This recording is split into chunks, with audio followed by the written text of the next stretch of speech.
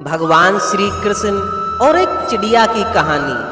कुरुक्षेत्र के युद्ध को विशाल सेनाओं के आगमन की सुविधा के लिए तैयार किया जा रहा था। उन्होंने पेड़ों को उखाड़ने और जमीन को साफ करने के लिए हाथियों का इस्तेमाल किया।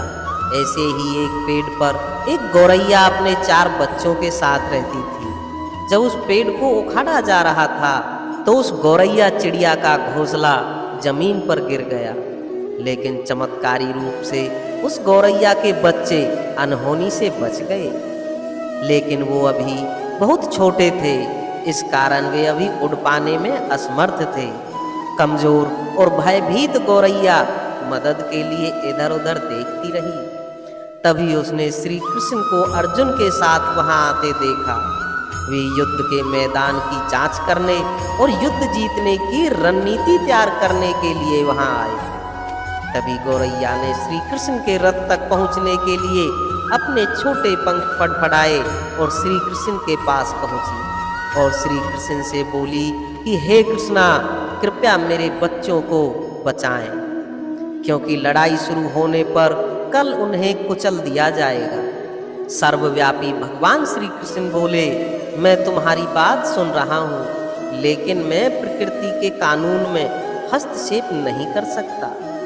तभी गौरैया ने कहा, हे भगवान, मैं जानती हूँ कि आप मेरे उद्धार करता हैं। मैं अपने बच्चों के भाग्य को आपके हाथ में सौंपती हूँ। अब यह आपके ऊपर है कि आप उन्हें मारते हैं या बचाते हैं।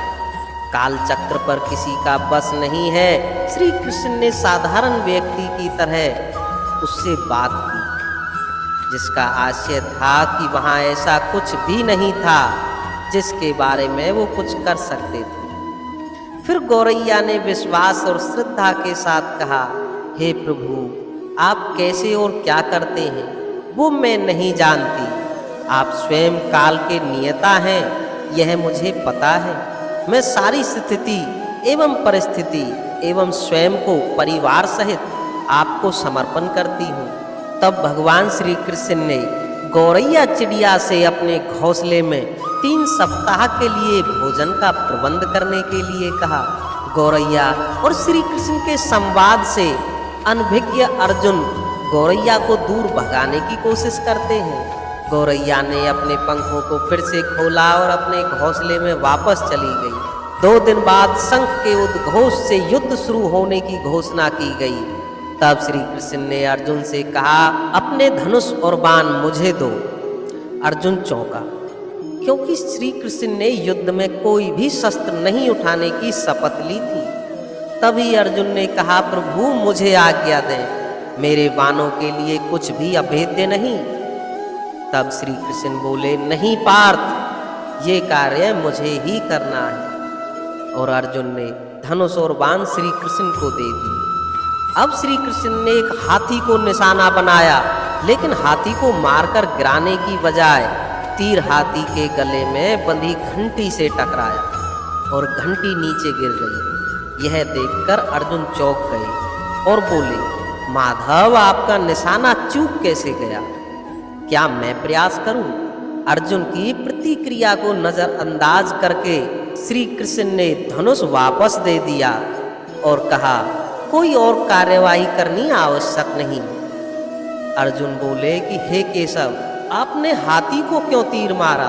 क्योंकि इस हाथी ने उस गौरैया के आश्रय उसके घोंसला को, जो कि एक पेड़ पर था, उसको गिरा दिया था। अर्जुन ने पूछा, कौन सी गौरैया? माधव, इसके अतिरिक्त हाथी तो अभी जीवित है और स्वस्थ है, केवल हाथी की घंटी ही टूट कर गिरी है। अर्जुन के सवालों को खारिज करते हुए श्री कृष्ण ने उसे शंख फूंकने का निर्देश दिया। युद्ध शुरू हो गया। अगले 18 दिनों में अनगिनत जानें चली गई और अंत में पांडवों की जीत हुई। एक बार फिर श्री कृष्ण और अर्जुन उसी युद्ध क्षेत्र में गए। अनगिनत शव अब भी वहां पड़े थे। श्री कृष्ण एक निश्चित स्थान पर रुके और एक घंटी, जो कि हाथी के गले में बांधी जाती, उसे देखकर विचार करने लगे। और तब श्री कृष्ण बोले कि अर्जुन, क्या आप मेरे लिए ये घंटी उठाएंगे और इसे एक तरफ रख देंगे? निर्देश बिल्कुल सरल था, परंतु अर्जुन को समझ नहीं आया आखिर क्या। विशाल मैदान में जहां बहुत सी अन्य चीजों को साफ करने की जरूरत थी, श्री कृष्ण ने उसे एक धातु के टुकड़े को रास्ते से हटाने के लिए क्यों कहेंगे। उसने प्रश्नवाचक दृष्टि से उनकी ओर देखा। फिर श्री कृष्ण ने दोहराया, हाँ पार्थ, यही घंटी, यह वही घंटी है जो हाथी की गर्दन पर बंधी थी, जिस पर मैंने तीर मारा था। अब अर्जुन बिना किसी और सवाल के भारी घंटी उठाने के लिए नीचे झुका। जैसे ही उन्होंने इसे उठाया, उसकी हमेशा के लिए जैसे दुनिया ही बदल गई। उस घंटी के नीचे से 4 युवा पक्षी और एक गौरैया चिड़िया निकली। बाहर निकल के माँ और छोटे पक्षी श्री कृष्ण के इर्द गिर्द मंडराने लगे एवं बड़े आनंद से उनकी परिक्रमा करने लगे।